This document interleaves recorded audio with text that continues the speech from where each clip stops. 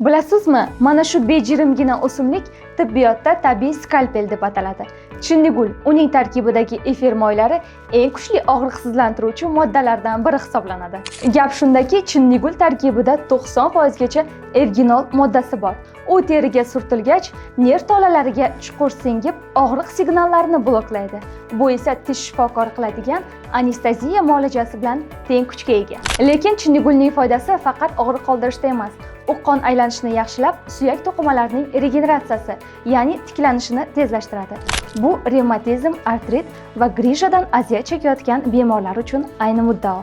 Biroq efir moyini sof holatda uyda ishlatish terini kuydirib qo'yishi mumkin. Shuning uchun biz sustav gel tarkibida chinnigul, bibariya, lavanda, yalpiz va evkalipt moylarini ideal laboratoriya formulasida birlashtirdik. Bu majmua nafaqat og'riqni oladi, balki bo'g'imlarni ichkaridan ham davolaydi. Harakat erkinligingizni tabiat yordamida qaytaring. Batafsil ma'lumot olish uchun 55 kodi bilan 520 99 90 raqamiga qo'ng'iroq qiling.